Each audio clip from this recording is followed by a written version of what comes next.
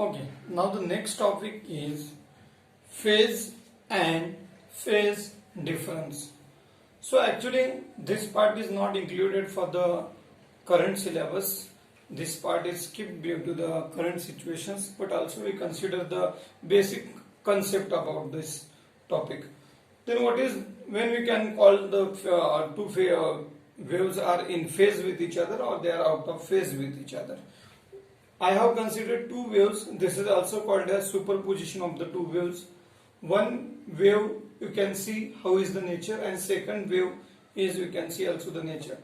Then here the crest of the first wave falls on the crest of the second. Trough of the first wave falls on the trough of the second.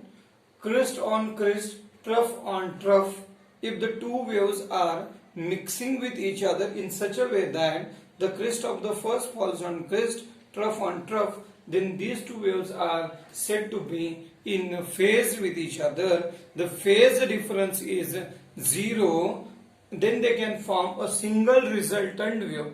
The amplitude or displacement of the wave is equals to the sum of displacement of these two waves. So if the waves are in phase, they can form a single resultant big wave. But here you can see these two waves are said to be out of phase with each other. Here crest of the first wave falls on the trough of the second, or trough of the first wave falls on the crest of the second. So vice versa. If their crest is falling on trough, trough is falling on crest, this is called, these two waves are out of phase with each other. They will not form any resultant wave. They destruct each other. They destroy each other. So these two concepts are the two waves. In this case, the waves are said to be 2 pi out of phase. Here the phase difference is 0. So this is about the basic concept about the wave phase and phase difference.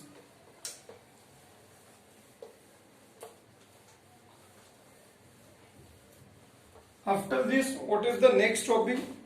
The next topic is the difference between the transverse wave and longitudinal wave in detail. Now, what is the difference between the transverse wave and longitudinal wave? In transverse wave, the vibrations of the particles are perpendicular to the direction of propagation. So, this is called direction of propagation. To this direction, we can see the angle is perpendicular. So, in the particles in the transverse wave are vibrating perpendicular to the direction of propagation. In longitudinal wave, the angle between the particles is 0 degree. So we can say that the particles are vibrating parallel to the direction of propagation in longitudinal wave. In transverse wave, there are alternate crest and troughs, while in that of the longitudinal wave there are alternate compressions and rarefactions. Now the next, that is a third difference, is the wavelength. What is the wavelength in case of a transverse wave? The wavelength is nothing but the distance between two crests or distance between two troughs, while that of the longitudinal wave, the wavelength is nothing but distance between two compressions or distance between two rarefactions. Next, what is the next difference? That is here crest and troughs are the responsible for transfer of energy, while that of the longitudinal wave, compression and rarefactions are responsible for transfer of energy. What is the next difference? When the transverse wave advances through the medium, advances means when it is passes through the medium, there is no change in pressure and density of the medium. But if the longitudinal wave passes through the medium, then there must be some change in the density and pressure of the medium. Now, next, what is the difference? Here, the transverse wave can be polarized, while longitudinal wave cannot be polarized, because in transverse wave the upper part we consider as a positive part while downward is a negative. So alternate positive negative poles are there. So we can say that here the transverse wave can be polarized. But in case of a longitudinal wave, we cannot show the positive or negative sign here because there is no any polarity, so they cannot be polarized. And very important, but the last difference is transverse wave does not require any material medium for propagate to travel, but that of the longitudinal wave requires some material medium for their propagation. So this is about the difference between the transverse wave and longitudinal wave. How can we distinguish between these two waves? Now the next topic is speed of transverse wave and longitudinal wave. How to determine the value of speed of transverse wave and speed of longitudinal wave. To determine the velocity of the transverse wave, we have the formula V is equal to under root T upon M. What is T? T is the tension in the string. T is the tension. Tension means one type of the force which is applied on the both end of the string. Suppose there is a rope or any string or any thread.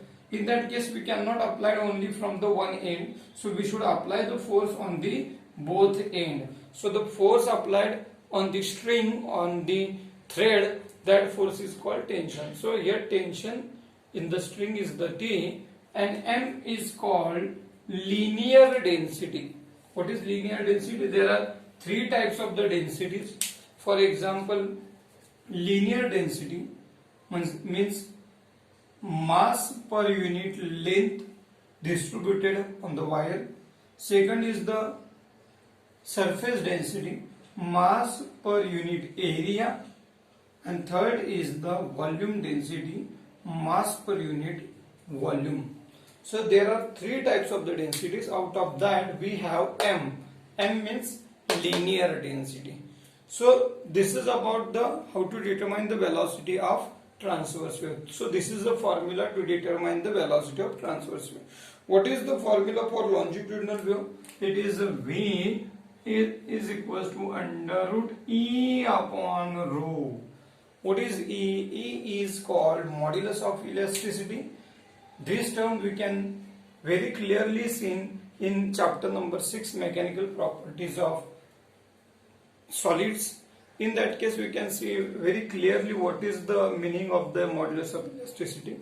And what is rho? Rho is called density. You can see what is the density.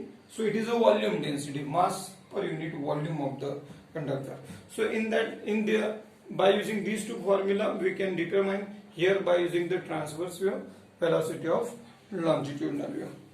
Now the next topic is the how to determine the velocity of the longitudinal wave by using Newton's formula.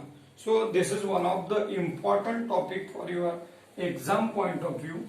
How to determine the velocity of longitudinal wave or velocity speed of sound. Speed of sound can be determined by Newton's formula. According to Newton, actually what is the formula for velocity of sound? Velocity of longitudinal wave is given by E upon rho. But according to Newton, what was the prediction of the Newton? Newton was predicted that the compression and rarefactions are slow process. Compression and rarefactions are slow process. During the compressions, we can see the density of the particles is maximum. At the time of the compression, we can see the particles are coming closer with each other, coming together each other. So the density of the particle is maximum.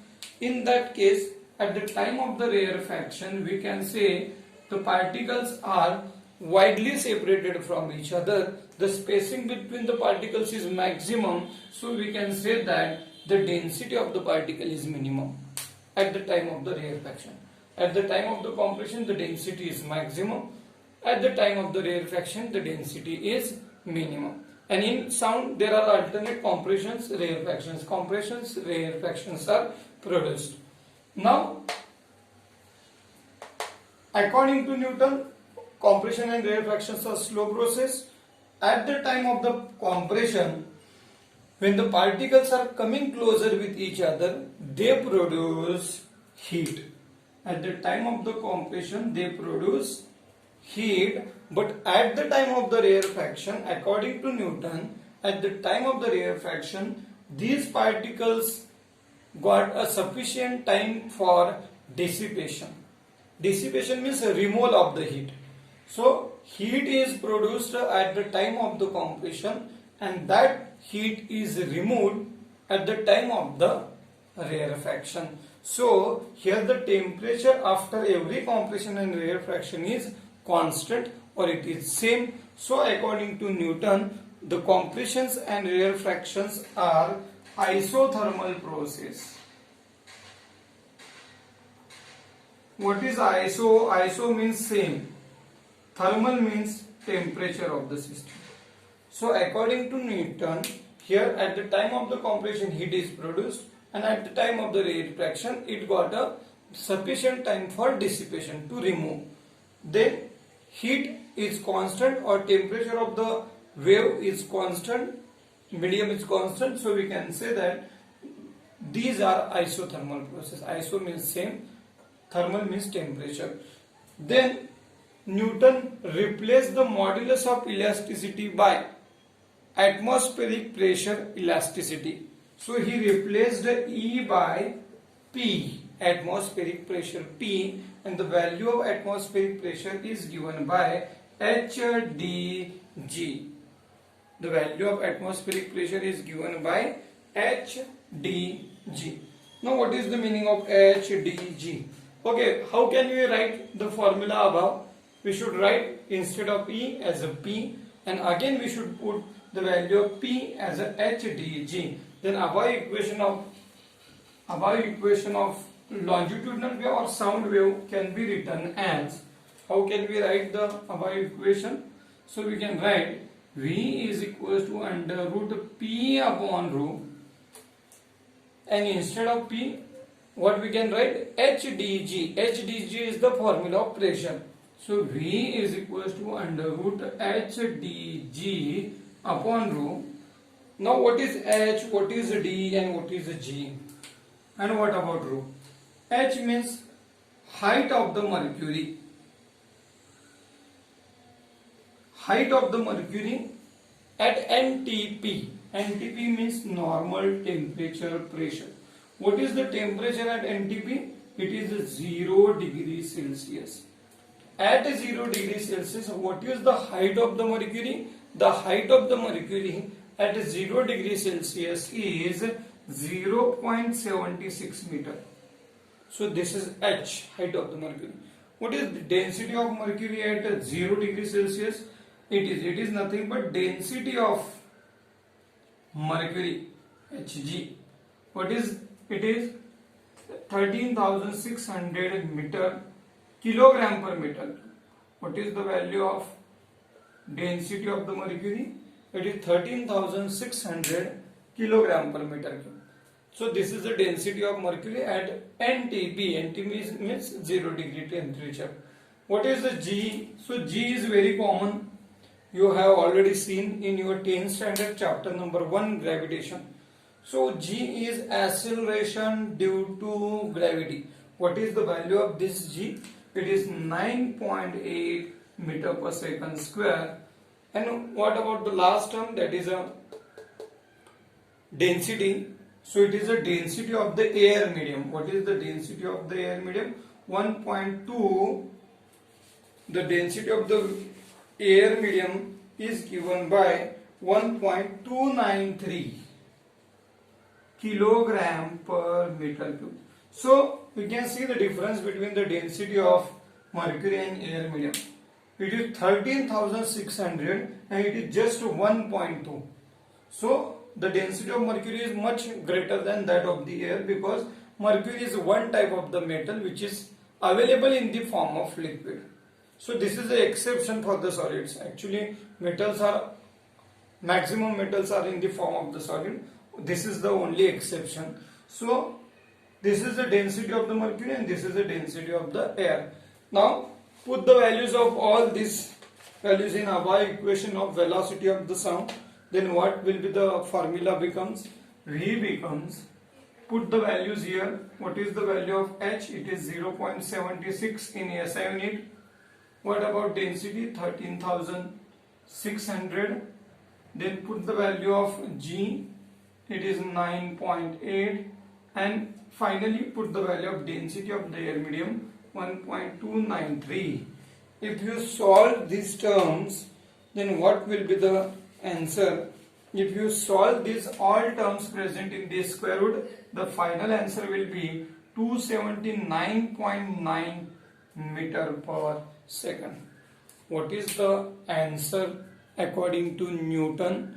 According to Newton, the value of speed of the sound, velocity of the sound is 279.9 meter per second. But that time this was the just a prediction about the Newton, prediction given by the Newton. This is just a theoretical part. But afterwards, when the scientists perform the experiment and they derive some value of sound, velocity of sound, then what will be the value according to experimental? Experimental value is 332 meter per second.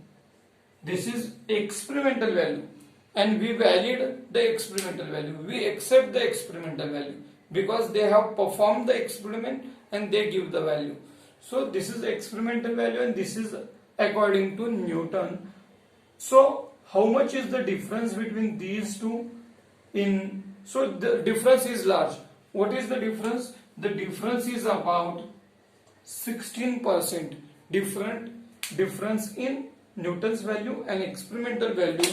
So Newton was failed, or Newton was unable to give a satisfactory explanation for this difference in his value and difference in the experimental value.